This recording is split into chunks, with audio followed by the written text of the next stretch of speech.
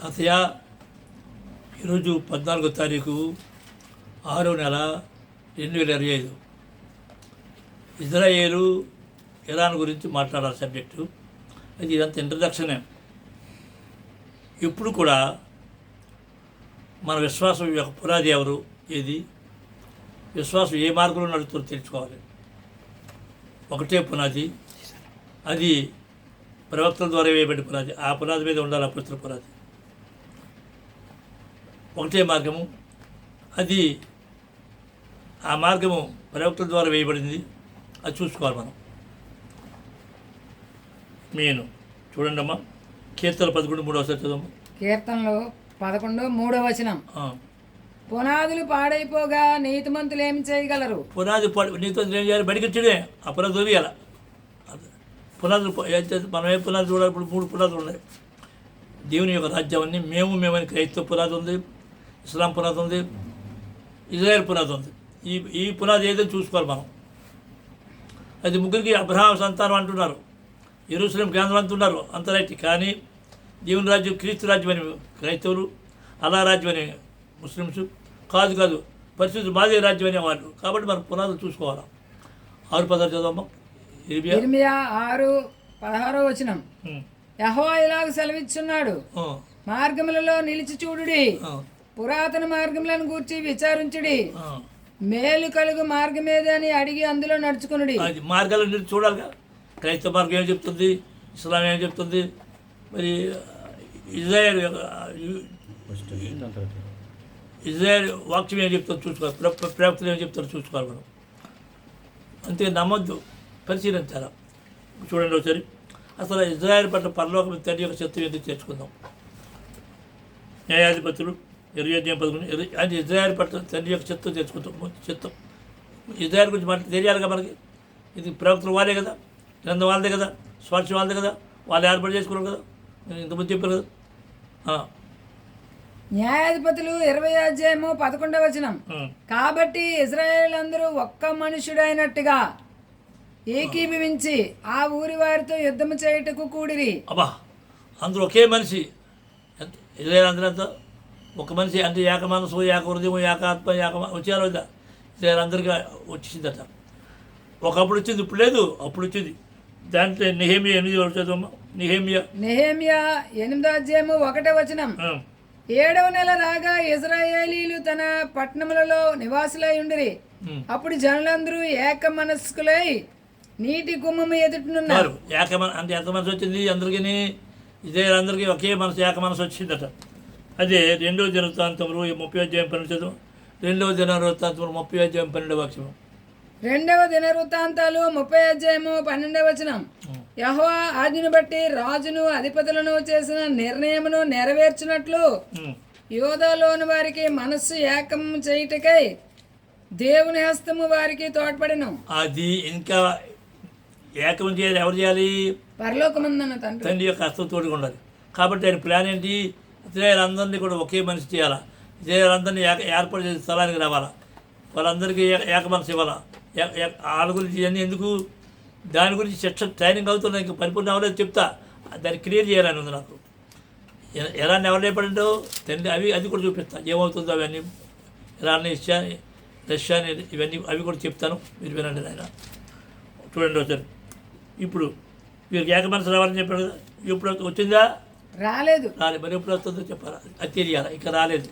ఏహెజ్కేలు 11:19 ఏహెజ్కేలు 11:19-20 యెహెజ్కేలు 11:19-20 వారు నా కట్టడలను నా విధులను అనుసరించి గైకొన్నట్లు, వారంటే ఎవరు? ఇజ్రాయేలు నా కట్టడలను నా విధులను అనుసరించి గైకొన్నట్లు నేను వారి శరీరంలో నుండి రాతి గుండెను తీసివేసి వారికి మాంసపు గుండెని ఇచ్చి వారికి ఏక మనసు కలుగజేసి ఏక మనసు కలుగజేసి వారి యందు నూతన ఆత్మ పుట్టింతును. ఏది నూతన ఆత్మ పుట్టించును?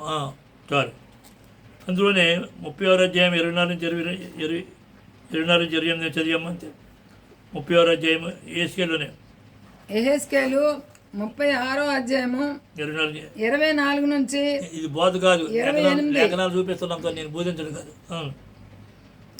24 నుంచి 28 వరకు యెహెజ్కేలు 36వ అధ్యాయం.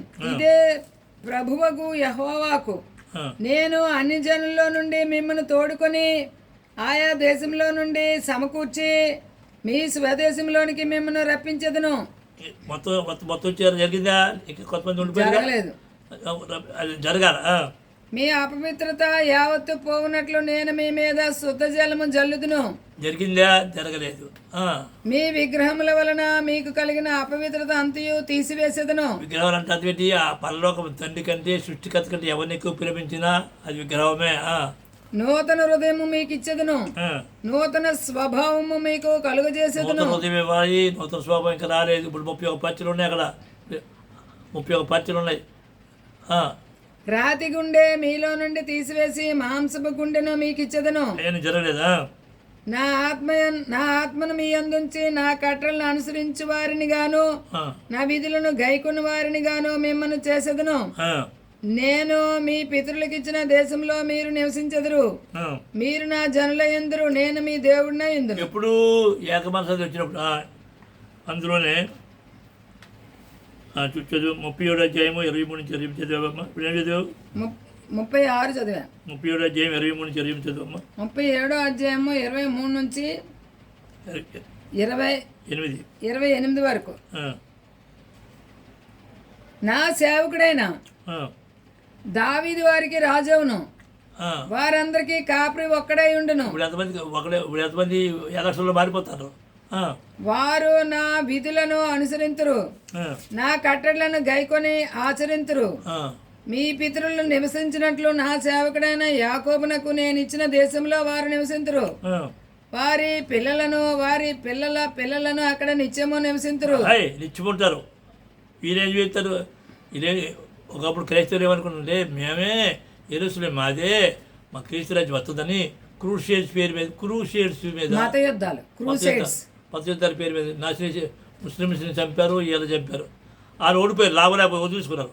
వదిలేసుకుని ఏమంటారు ఇప్పుడు? అలా కాదు, యెరూషలేము మొత్తంగా ఉండాలా, ఇంటర్నేషనల్గా ఉండాలా. అది పోయింది ఇప్పుడు. అర్థమైంది. ఈయనేమో ఇప్పుడు యుద్ధం దేనికి? ముస్లిమ్స్కి రావాలి. ఎందుకు రావాలి? అల్లా రాజ్యం అని ఉన్నారు కదా, అల్లా రాజ్యము అంటున్నారు. అల్లా రాజ్యం వస్తుందా లేకపోతే యెహోవా రాజ్యం వస్తుందో చూడాలి. ఇప్పుడు నా సేవకుడైన దావీదు ఎల్లకాలము వారికి అధిపతి అయి ఉండును. ఎల్లకాలము దావీదు అంటే అదేంటి? దావీదు యొక్క వంశము, సంతానం. దావీదు యొక్క సంతానం ఎవరు? ఇజ్రాయేల్ శాశ్వతం చెప్తారు. అది కూడా నేను వారితో సమాధానార్థమైన నిబంధన చేసేదను, అది నాకును వారికి నిత్య నిబంధనగా ఉండును. ఇది నిత్య నిబంధన ఎవరికి? దావీదు సంతానంతో. క్రైస్తవ సిద్ధాంతం ఏంటి? యేసు వచ్చాడు, కొత్త నిబంధన చేశాడంట. అరే కనీసం కామన్ సెన్స్ అని ఉండదురా. ఈ యేసు వచ్చేటప్పటికి ఆ ఇజ్రాయేల్ జనాంగం 10 గోత్రాలు చెదిరిపోయారు కదరా, 12 గోత్రాలతో చేశాడా? ఏమిటి ఇదంతాను ఆలోచించరు. ఆ విషయాన్ని చెప్పాను. మీరు కావాలని చూడండి. నేను కొత్త నిబంధన నెరవేరున్నా అనేది అది చెప్పాను. ప్రొఫెసర్ ఎఫ్రాయిం మెసేజ్ వస్తుంది. అబ్బా పోయిందిరా. నేను వారితో సమాధానార్థమైన నిబంధన చేసేదను, అది నాకును వారికి నిత్య నిబంధనగా ఉండును. నేను వారిని స్థిరపరిచెదను, ఇశ్రాయేలీయులను వారిని విస్తరింపజేసి వారి మధ్య నా పరిశుద్ధ స్థలమును నిత్యము ఉంచెదను. నా మందిరము వారికి పైగా నుండును, నేను వారికి దేవుడినై ఉందును, వారు నా జనులై ఉందురు. ఎప్పుడు? అప్పుడు అర్థమైందా? ఓకే. ఇప్పుడు ఏం చేస్తుంటే 28 చదవలేదు. 20 మరియు వారి మధ్య నా పరిశుద్ధ స్థలము నిత్యము ఉండుటను బట్టి యెహోవానైన నేను ఇశ్రాయేలీలను పరిశుద్ధపరచువాడునని అన్యజనులు తెలుసుకొందురు. అన్యజనులు తెలుసుకున్నారా? లేదు వచ్చిందా? ఇప్పుడు ఇది ఇర్మియా ఏం చెప్పి చూద్దాం. ఇర్మియా ఏం చెప్పి చూడమ్మా. ఇర్మియా 31 నుంచి 37 చదవండి. ఇర్మియా ఏం చెప్పి చూద్దాం. ఇది రాశారు, అప్పుడు రాశారు. ఇర్మియా 31వ అధ్యాయము 31 నుంచి 37 వరకు. ఇదిగో నేను ఇజ్రాయేల్ వారితోనూ యూదా వారితోనూ క్రొత్త నిబంధన చేయి దినములు వచ్చుచున్నవి. ఇదే యెహోవాకు. అది ఐగుప్తులో నుండి వారిని రప్పించుటకే నేను వారిని చెయ్యి పట్టుకున్న దినమున వారి పితరులతో నేను చేసిన నిబంధన వంటిది కాదు. నేను వారి పెనిమిటినైనను వారు ఆ నిబంధనను భంగం చేసుకొనిరి. ఇదే యెహోవాకు.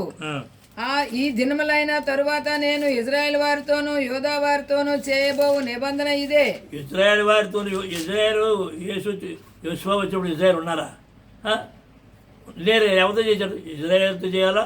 యూదా ఈ వారికి కలపాలి. ఇప్పుడు కొత్త నిబంధన జరగలేదు. మరొకసారి చెప్తున్నా, కొత్త నిబంధన జరగలేదు, జరుగుతుంది. ఎప్పుడు జరుగుతుంది వాళ్ళందరూ ఒకటి అవి ఆ విషయం చెప్తానులే. చెప్పారు, చూసుకోండి మీరు, నా మెసేజ్లో ఉన్నది అది. వారి మనసులలో నా ధర్మ విధిని ఉంచెదను, వారి హృదయం మీద దాన్ని వ్రాసెదను. చెప్పు. యెహోవాకు ఇదే. మరి రాస్తే మరి యెహోవా వచ్చిన తర్వాత 40 సంవత్సరాలకి శిక్షించి గద్దించి ఆఖరికి రాజ్యం లేకుండా చేసి ఆలయం లేకుండా చేసి ప్రజలు అడ్రస్ లేకుండా చేశాడే. ఎక్కడ రాశాడు? ఒక్కరిని ఆలోచించొద్దా? కొద్దికైనా ఆలోచించద్దా? తెందే ఆడు చెప్పుడు ఈడు చెప్పుడు ఆడు చెప్పుడు ఏంటి ఇదంతా? 100% క్రైస్తవ్యం అందుకాలం ఉందిరా నాయన. అయితే యశ్వబోధ సత్యమే, యశ్వబోధ అలా ఆ ప్రవక్తల బోధతో సరిపోవాలా. యశ్వని ఎందుకు పంపించాడంటే ఇలా ఈరోజు నాశనం అయిపోతుంది, పారిపోవడానికి హెచ్చరించేది పంపించాడు. అది రహస్యం. ఆయన పంపకుండా, ఆయన చెప్పకుండా శిక్షించాడు కదా. నేను వారికి దేవుడిన ఎందును, వారు నాకు జనులగుదురు. అప్పుడు నిబంధన అయిన తర్వాత వారు మరి ఎన్నడను యెహోవాను గూర్చి బోధ నొందుదము అని తమ పొరుగు వారికి గాని తమ సహోదరులకు గాని ఉపదేశము చేయరు. అంటే మొత్తం క్లియర్ అయిపోతుంది ప్రతి వారికి. నేను వారి దోషములను క్షమించి వారి పాపములను ఇక ఎన్నడను జ్ఞాపకం చేసుకొను గనుక. చెప్పండి. కొత్త నిబంధన జరిగిపోయింది అని అంటున్నాను. నేను ఒకప్పుడు బోధించాను బాబు, తెలియక ఆడిపాడు ఈడిపాడు బోధించాను. పైన చూసిన జ్ఞానం కాదు, పక్కన చూసిన జ్ఞానంతో బోధించాను. మరి ఇక మీద ఏం చదువుమా? వారు ఇక ఎన్నడను జ్ఞాపకం కొనరు గనుక అల్పులేమి గనులేమి అందరూ నన్ను ఎరుగుదురు. ఇదే యెహోవాకు. పగటి వెలుగుకై సూర్యుని, రాత్రి వెలుగుకై చంద్ర నక్షత్రములను నియమించిన వాడును, దాని తరంగములను ఘోషించినట్లు సముద్రమును రేపువాడునగు యెహోవా మాట సెలవిచ్చుచున్నాడు. సైన్యములకు అధిపతియగు యెహోవా అని ఆయనకు పేరు.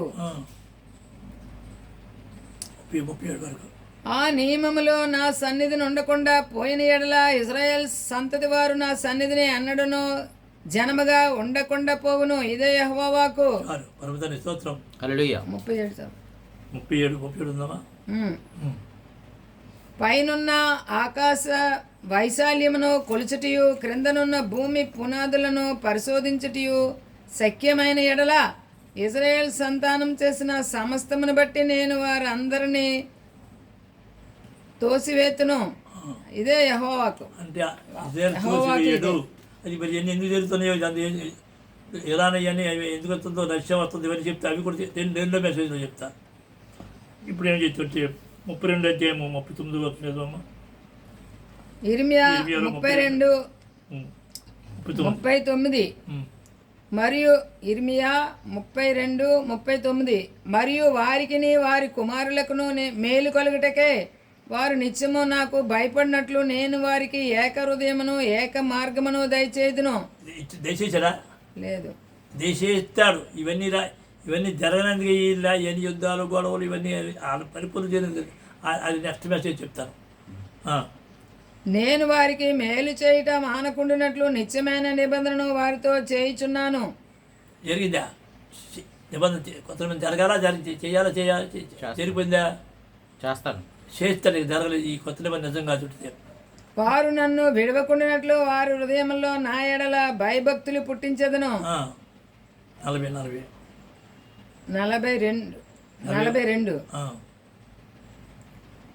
యెహోవా ఇలాగు సెలవిచ్చున్నాడు, నేను ఈ ప్రజల మీదకి ఎంత గొప్ప కీడు రప్పించిన రీతినే నేను వారి గూర్చిని చెప్పిన మేలంతటిని వారి మీదకి రప్పింపబోచున్నాను. కీడు ఎలా రప్పించాడు, మేలు కూడా అలాగే రప్పిస్తాడు. ఇప్పుడు ఏం చేస్తుంటే 33 అధ్యాయము 8 నుంచి 9. ఇర్మియా 33:8 నుంచి 9. ఇజ్రాయెల్ విడిచిపెట్టరు, ఇజ్రాయెల్తో నిబంధన జరగలేదు, జరుగుతుంది, ఆ టైం వస్తుంది, దాని గురించి ట్రైనింగ్ అవుతారు. బట్టి ఇవన్నీ అందరూ రావడం, సూర్యం పడాలి, బాధ్యం పడాలి, వేద్యం పడాలి, అగ్నిలో తీసుకొస్తాడు. అందరూ ఎవరు లేపడకుండా అవి చెప్తా, అర్థం చేసుకున్నా ఆయన. ఇర్మియా 33:8-9 వారు నాకు విరోధముగా చేసిన పాపదోషము నిలవకుండా వారిని పవిత్రపరుతును.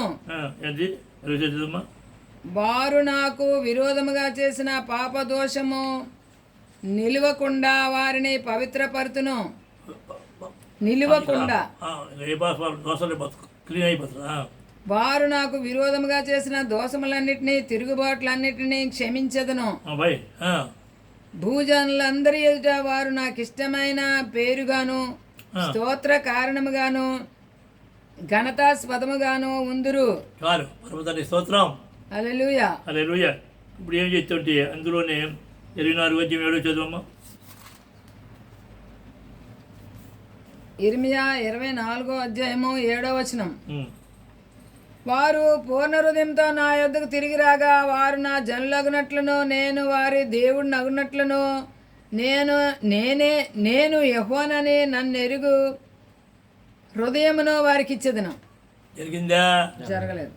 అర్థం చేసుకోండి. ఈ స్థితికి రానికి ఏమి జరగాలో, ఇరాన్ ఎలా లేపాడు, రష్యాని ఎలా లేపాడు, ఇతర ముస్లిమ్స్ అందరినీ ఎలా లేపాడు, అసలు ఇస్లాం మతాన్ని ఎలా లేపాడు, క్రైస్తవ మతం ఇవన్నీ క్లియర్ చేసుకోవాలి. మనకు తెలియాలి ఎవరి గురించి లేపాడు, వాళ్ళు సరి చేయడానికి. అంటే వీళ్ళు శోధకులు, బాధకులు, వేదకులు, వీళ్ళందరూ అవన్నీ క్లియర్ చేస్తారు. కానీ తను చెప్తారు ఆయన ప్లాన్ అవ్వండి అంతా ఇజ్రాయెల్ పట్ల ఆయన మేలు జరుగుటకు సమకూడి జరుగుతున్నది. ఒకసారి చదవమ్మా. ద్వితీయోపదేశకాండము 30:5 చదవండి. ద్వితీయోపదేశకాండము 30:5-7 నీ పితరులకు స్వాధీనపరిచిన దేశమున నీ దేవుడైన యెహోవా నిన్ను చేర్చును. నీవు దాన్ని స్వాధీనపరుచుకొందువు. ఆయన నీకు మేలు చేసి నీ పితరుల కంటే నిన్ను విస్తరింపజేయును. మరియు నీవు బ్రతుకుటకై నీ పూర్ణ హృదయంతోనూ నీ పూర్ణ ఆత్మతోనూ నీ దేవుడైన యెహోవాను ప్రేమించినట్లు నీ దేవుడైన యెహోవా తనకు లోబడుటకు నీ హృదయమునకును నీ సంతతి వారి హృదయమునకును సున్నతి చేయును. అప్పుడు నిన్ను హింసించిన నీ శత్రువుల మీదకిని నిన్ను ద్వేషించిన వారి మీదకిని నీ దేవుడైన యెహోవా ఆ సమస్త శాపములను తెప్పించును. ఎవరి మీదకి వెళ్ళిపోతుంది? ద్వేషించి దూషించిన శత్రువుల మీదకి వెళ్ళిపోతాయి. అర్థం చేసుకో. ఇప్పుడు ఉదాహరణకి నేను త్రాగుబోతును కాదు, ఎవడైనా నన్ను త్రాగుతున్నా ఉన్నప్పుడు నాకు బాధ, నేను త్రాగుబోతును కాదు కదా. అలాగే ఎదుటి వారు దూషించడం, నిందించి ఎన్ని చేసినా సరే ఆ తండ్రి వైపు చూడు. ఎవరిని ద్వేషించుకో, ఎవరిని దూషించవద్దు. ఆ తండ్రి ఆ ఇజ్రాయెల్ పట్ల తండ్రి చెప్తాను చెప్తున్నాను. వీళ్ళందరూ ఒకటే అయిపోతారు. ఇజ్రాయలే ఇవన్నీ ఇజ్రాయెల్ గురించి తెలియాలి. ఇజ్రాయెల్ దేవుడే మన దేవుడు, ఇజ్రాయెల్ తండ్రి మన తండ్రి, ఇజ్రాయెల్ ధర్మశాస్త్రమే మన ధర్మశాస్త్రం. వాళ్ళ వెలుగులో మనం వెళ్ళాలా, ఆలస్యంగా పట్టుకోవాలా, వాళ్ళతో ఏకోవాలి. అవన్నీ మెల్లి చెప్తాను. ఇప్పుడు చదువమ్మా. యెహెజ్కేలు 39:20 చదువమ్మా. యెహెజ్కేలు 39:27-29 వరకు. 39 యెహెజ్కేలు 39:29. అప్పుడు ఇశ్రాయేలీయుల మీద నేను నా ఆత్మను కుమ్మరించెదను. ఇంకా జరగలేదు గనుక నేనెక్కున వారికి పరాన్ముఖుడినై ఉండను. ఇదే ప్రభువగు యెహోవాకు స్తోత్రం. హల్లెలూయా. ఇప్పుడు 40 చదవండి. అర్థం చేసుకోండి. యెహెజ్కేలు 20:41. జనముల్లో నుండి నేను మిమ్మను రప్పించినప్పుడును మిమ్మను చెదరగొట్టిన ఆయా దేశంలో నుండి మిమ్మను సమకూర్చినప్పుడును పరిమళ ధూపముగా మిమ్మను అంగీకరించదను. అన్యజనుల ఎదుటను మీ మధ్యను నన్ను నేను పరిశుద్ధపరచుకుందును. తాతయ్య ఎందుకు చెప్పంటే ఇజ్రాయెల్ని విడిచిపెట్టడు. ఇజ్రాయెల్కి మళ్ళీ కొత్త నిబంధన జరగాల. కాబట్టి ఇజ్రాయెల్కి కాదన్న వారు ఇజ్రాయెల్కు కాదు, మేమే ఆత్మ సంబంధం ఇజ్రాయెల్ అని క్రైస్తవులు మోసపోయారు. వారి పునాది తప్పు లేదు, వారు భ్రష్టులైపోయారు. అల్లా పేరు మీద మాకు ఇచ్చాడని చెప్పి ముస్లిమ్స్ భ్రష్టు అయిపోయారని వాక్యం చెప్తుంది. దీనికి ప్రార్థన చేసుకోండి. తర్వాత రెండో మెసేజ్ చెప్తాను, అది కూడా వినండి. 3 మెసేజ్గా చెప్పాలనుకుంటాను. ఇది మొదటి మెసేజ్. అంటే ఇజ్రాయెల్ విడిచిపెట్టరు, నూతన మనసు ఇస్తారు, నూతన రోజు చేస్తారు, ఒంటరిగా చేస్తారు. మొట్టమొదటి. రెండోది నేను ఎందుకు శోధన, ఎందుకు బాధ, ఇవన్నీ బాధ ఎందుకు వచ్చి చెప్తారు. మూడవది ఈ ఇరాన్ వీళ్ళందరూ యుద్ధానికి వస్తారు, ఓడిపోతారు. ఓడిపోతారు. ఎవరు ఓడిపోతారు? రష్యా ఓడిపోద్ది, ఇరాన్ ఓడిపోతారు మొదటిసారి. వీళ్ళు ఓడిపోతారు. తర్వాత మళ్ళీ వస్తారు. ఎవరు ఓడిపోతారు? ఇజ్రాయెల్ ఓడిపోతారు. అప్పుడు ఎవరు యుద్ధం చేస్తారు? అయినా యుద్ధం చేస్తారు. అవి చెప్పడానికి నా ఉద్దేశం. పర్వతానికి స్తోత్రం. పరమందన తండ్రి ఈ వాక్యాన్ని బలపరిచి స్థిరపరచబడినారు. బాగా అర్థం చేసుకున్నాను. అయితే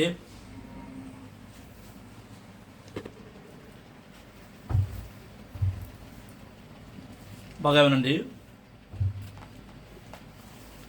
ఎప్పుడు కూడా శోధన సహించుకోడు ధన్యుడు. శోధన బంగారం అంటే మేలి బంగారం అవుతుందండి దేనివల్ల? శోధింపడిన తర్వాత. శోధన బాధ లేకుండా ఏ ప్రవక్త అయినా, ఏ భక్తుడైనా ఉన్నాడా? చూపించండి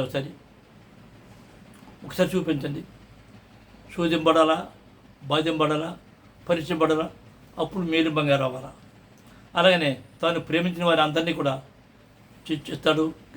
దావీదు కదా తప్పు చేశాడు, తన ఇంటి వారి శత్రులు అయిపోయారు.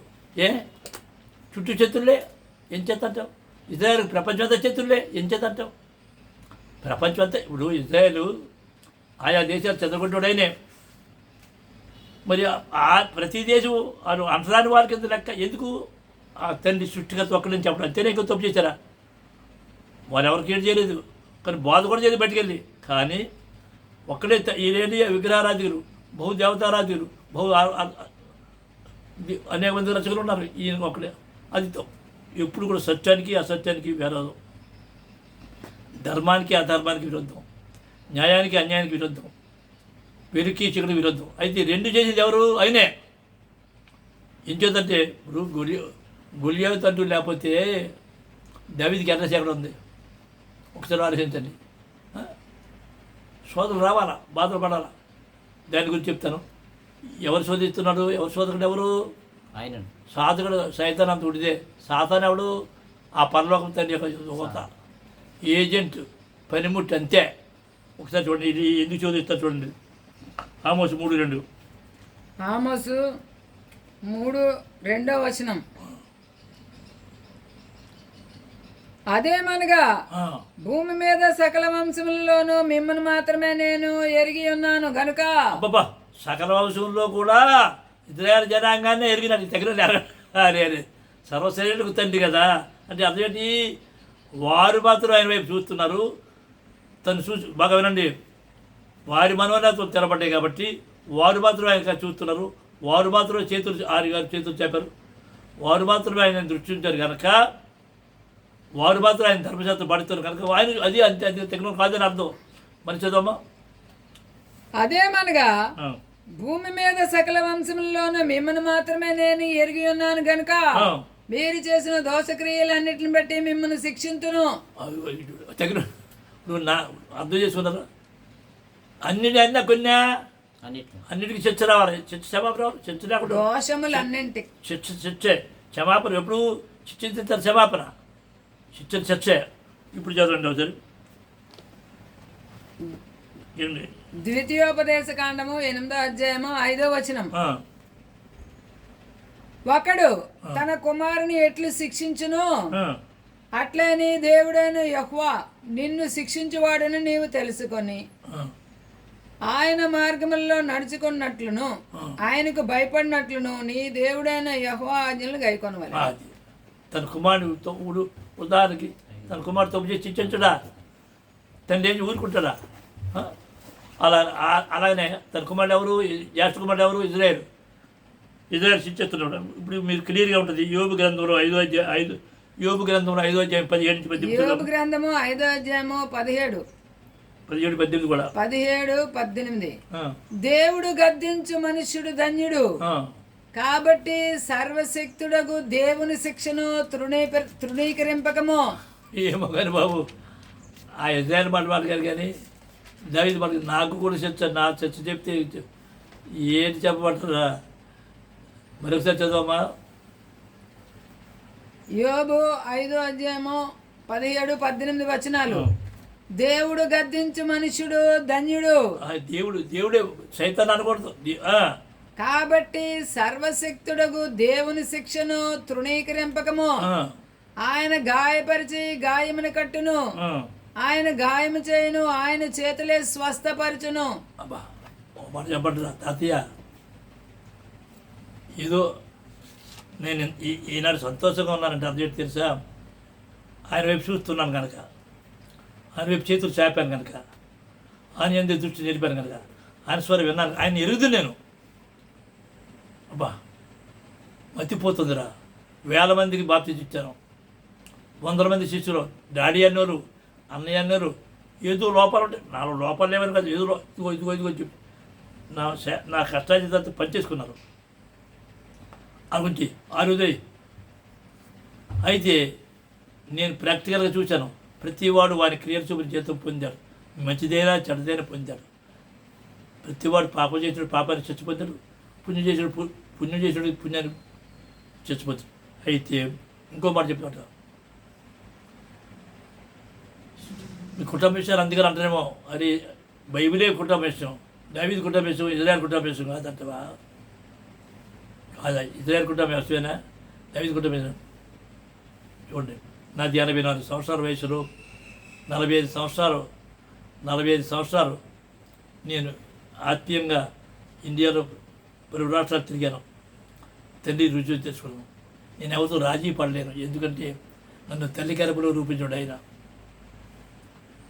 పిండముగా పడిపోకుండా కాపాడింది ఆయన, శిశువుగా రక్షించింది ఆయన, పలుమారులు ప్రమాదాలు కాపాడింది ఆయన, వృద్ధాప్యంలో నాకు ఆదుకునేవాడు ఆయన, చనిపోయినప్పుడు తోడుకుండేవాడు ఆయన, లేపేవాడు ఆయన. మరి ఎవరిని ప్రేమించమంటావు? నన్ను సమాజం వెళ్ళిపోయారే వెళ్ళిపోతారు, నాకు తెలుసు కదా.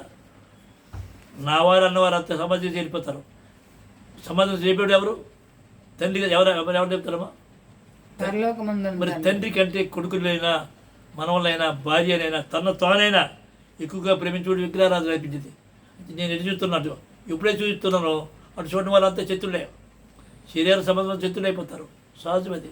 కానీ నేను ఆయన ఎదుగుతున్న కనుక చూసి తెలుసుకున్నాను కదా, ఒంటరివాడిని అయిపోయాను. అయినప్పటికీ కూడా ఒంటరివాడిని ఎవరు చేశారా బాబు? ఎవరు చేశారమ్మా? ఎవరిని చూడడం, ఎవరు నాకు చూడండి. ఆ తండ్రి వాడు ఎప్పుడైతే ఒంటరివాడిని నేను ఇప్పుడు ఏం చేస్తే ప్రార్థన చేయలేదు, మొర్ర పెడుతున్నాను, తండ్రి అని మొర్ర పెడుతున్నా. ఇది ఒంటరివాడిని అయిపోయారుగా. ఒంటరివాడిని చేసింది అంతే. గాయపరిచేది ఎవరు? ఆయన. పూడ్చేది ఎవరు? ఓకే, ఇప్పుడు చదువమ్మా. యోబు గ్రంథం 12వ అధ్యాయం 16, 5వ అధ్యాయం 12-16. 5వ అధ్యాయం అయిపోయింది. 12వ అధ్యాయము 16వ వచనం. బలమును జ్ఞానమును ఆయనకు స్వభావ లక్షణములు, మోసపడువారును మోసపుచ్చేవారును ఆయన వశమునున్నారు. ఇప్పుడు చెప్పు, ఇప్పుడు మోసపడువారు ఆయన వశంలో ఉన్నారట, మోసపుచ్చేవారు కూడా. ఎంతమందో వచ్చి నా అనుసరించి వచ్చి మోసం చేసేది మీకు చెప్పకూడదు. డాడీ అని, అన్నయ్య అని, తాతయ్యని మోసం చేశారు. ఎవరి వశంలో ఉన్నారు? ఆయన వశంలో. ఎవరు మోసం చేశాడు? ఆయనే. మోసపడువారును మోసపుచ్చేవారును ఆయన వశమునున్నారు. అబ్బా అంటే ఇప్పుడు నాకు ఎవరు యథార్థం చెప్తున్నా. నేను అసలు ఇంకోమాట, మానవ మనసు ఉందని చెప్పి పాపాత్ముడే. మానవ మనసు. నన్ను అన్నారు, నన్ను దూషించారు, నాకు కీడు చేశారు, ఎవడో లేదు. కీడు మేలు ఆయన దగ్గర వస్తుంది, చికటి పెరుగు ఆయన దగ్గర అవుతుంది. ఆ భావన వచ్చారు. ఏ భావన వచ్చారంటే, సర్వాస్తులందు కూడా ఆయన వైపు చూస్తూ, ఆయన వైపు చేతులు చాపుతూ, ఆయన తుతిస్తూ ఆయనలో లీనమైపోవాలా. నా ఆశ అది, నా ఆశ ఆయనలో లీనమైపోవాలా. ఏమైపోవాలా? ఆయనలో తన్మయత్వం చెందుకోవాలా, ఆయనలో అయిపోవాలన్న యథార్థ పరమతండ్రి నాకు తెలిపి. నేను ప్రార్థిస్తండి, నేను తప్పు చేస్తే శిక్షించు, గద్దించు, గాయపరచు, మంచబడించు, ఏమైనా చేయి, నన్ను వదలదు సుమాని ప్రార్థన చేశాను. చచ్చు చెప్తున్నా. మరి ఒకసారి చెప్పటం, తండ్రి మానవ రీతిలో నేను అడుగుతా, నా ఇష్టం జరగకూడదు, నా హృదయవంతు జరగకూడదు, నీ ఇష్టమే జరగాల, నీ హృదయవంతు నెరవేరా. నాకు కావాల్సింది ఒకటే, నేను నీతివంతుడిగా నిర్ధరించారా, పరిశుద్ధుడిగా పాతిపెట్టబడాలా, పరిపూర్ణుడిగా లేగాల, ఎలా నీతో ఉండాలా. ఎందుచేత నాకు తెలిసిపోయింది నేనెవరో తెలిసిపోయింది. నేను పుట్టకముందే నేను పునర్జన్మ మా నాన్నలో ఉన్నాను, మా నాన్న ద్వారా పుట్టాను, మా నాన్న ఆకారం ధరించాను. ఇప్పుడు ఎలా పుట్టాను? తిరిగి జన్మించాను. ఎవరి ద్వారా జన్మించాను? ఆయన ఆత్మ ద్వారా, ఆయన వాక్కు ద్వారా, ఆయన ఉత్తర ద్వారా తిరిగి. మరి ఎలా ఉండాలి? నేను ఆయన వాడను. ఆయన వాడు ఎక్కడ ఉన్నామండి? నేను తెల్లి కలుపులు పడకముందు ఆయనలో ఉన్నాను, ఆయనతో ఉన్నాను, ఆయన దగ్గర వచ్చాను. ఎందుకు వచ్చి ఆయన కొరకు వచ్చాను, ఆయన కొరకు జీవిస్తా. ట్రైనింగ్ అయ్యింది, అంతా నా ట్రైనింగ్ అయింది. చనిపోయిన తర్వాత మళ్ళీ ఎవరి దగ్గరికి వెళ్ళాలి? తండ్రి దగ్గరికి వెళ్ళాలి. కాబట్టి ఇదంతా ఉట్టిదే. నా కళ్ళు తెరబడ్డాయి, పరమదాని స్తోత్రం. నా కళ్ళు పరమదాని స్తోత్రం. కష్టంలో, సుఖంలో, లాభంలో, నష్టంలో, జయములో, అపజయములో, మేలులో, కీళ్ళలో, గంతులు అగదు అన్ని విషయాలు కూడా ఆయన వైపు చూసి, కష్టంలో, సుఖంలో, మేలులో, కీడులో, జయములో, అపజయములో, చీకటిలో, వెలుగులో, ఘనతలు అగదు అన్ని విషయాలు కూడా ఇవన్నీ కూడా ఆయన వైపు చూసి మనసులోకి ఇచ్చాడు పరమదానికి స్తోత్రం. హల్లెలూయా. చూడమ్మా, యెషయా గ్రంథం 45:7 నేను వెలుగును సృజించిన వాడును, అంధకారమును కలుగు చేయవాడును, సమాధానకర్తను కీడును కలుగు చేయవాడును నేనే. యెహోవాను నేనే వీటన్నిటినీ కలుగు చేయవాడును. నేను ఎవరిని చూసేదిమంటావు? ఇంటి వారు చెత్తులు అయిపోయారు, నాకు అన్నయ్య అన్నారు, డాడీ అన్నారు, చూసేది వాళ్ళు నాకు ఎవరు చెత్తుంటిదే అంతా ఇంటి దగ్గర వచ్చింది. శోధించు అంతా మరొకసారి చదువమ్మా, మరొకసారి పోయి అక్కలేదే, మరొకసారి 45:7 అర్థం చేసుకోండి. చూడాలి, అక్కలేదు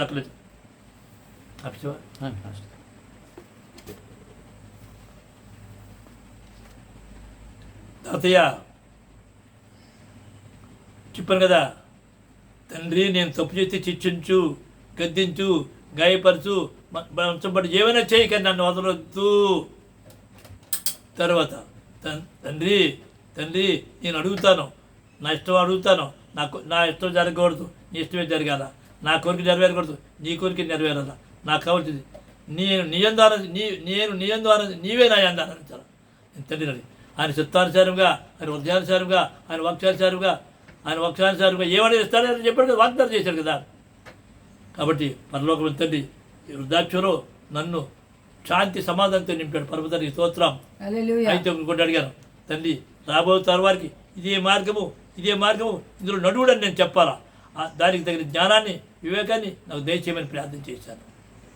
తప్పు చేసి శిక్షించు, కానీ నన్ను విడు అని ప్రార్థన చేశాను.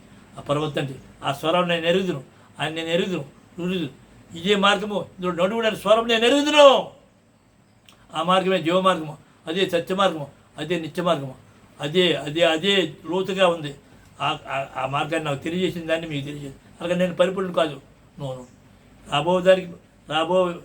రాబో యెహూదీయుల యొక్క మినిస్ట్రీకి ఇది పునాదే తప్ప అసలైన ప్రదేశం అక్కడ యెరూషలేము నుంచి వస్తుందని మరొకసారి చెప్తున్నాను.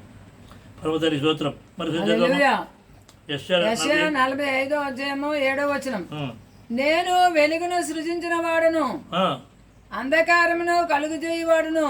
అంధకారం కలుగు చేసేవాడు ఆయనే. సమాధానకర్తను కీడును కలుగు చేయవాడును నేనే. అరే కీడును కలుగు చేసేవాడు ఆయన అంటుంటే మనిషిని చూసి ఎందుకు?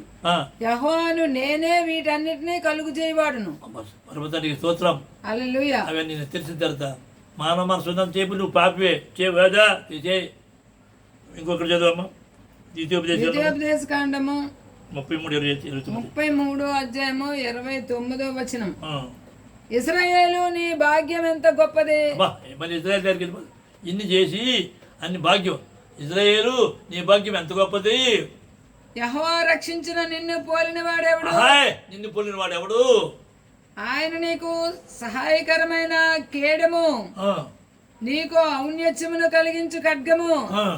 నీ శత్రువులు నీకు లోబడినట్లుగా వారు వేషము వేయుదురు. లోబడినట్లు ఏం చేస్తున్నారు? వేషము వేయుదురు. వేసారా? నీవు వారి ఉన్నత స్థలములను త్రొక్కుదువు. ఆఖరికి ఎవరికి వచ్చింది? ఇశ్రాయేలీయులకే వచ్చింది. స్తోత్రం. తలగా చేశాడు లేదా? పరలోక మందం తండ్రి ఈ వర్తమానం అయితే రెండోది చెప్తాను. ఈ రెండో వర్తమానం వస్తాను. ఇది ఫస్ట్ జస్ట్ చెప్పాను. ఫస్ట్ రెండోది ఇజ్రాయేల్ ఏ విధంగా ఈ ఇరాను వీళ్ళందరూ ఎలాగొస్తారు, ఏమవుతారు అవి చెప్తాను. తర్వాత ఈయన గెలుస్తారు. ఎవరు? ఇరాను, రష్యా అందరూ వస్తారు. ఈయన గెలుస్తారు. శత్రువులు గెలుస్తారు ఫస్ట్. రెండో చర్యలు ఓడిపోతారు. మళ్ళీ రెండో చర్య ఓడిపోతారు. అప్పుడు అది 14వ అధ్యాయం ఉంటుంది. అప్పుడు ఆయన యుద్ధం చేస్తారు. అవన్నీ చెప్తాను. కాబట్టి ఆయన నా నెంబర్ మీకు తెలిసే ఉంటుంది. 9247 866 next professor PROF .Ephraim EPHRAYIM messages MESSAGES messages. పర్వతానికి స్తోత్రం, హల్లెలూయా. పర్వతానికి స్తోత్రం. హల్లెలూయా. 2 మెసేజ్ 3 మెసేజ్ దైవం చదివి కూడా చూడండి. స్వరం స్వరం స్వరం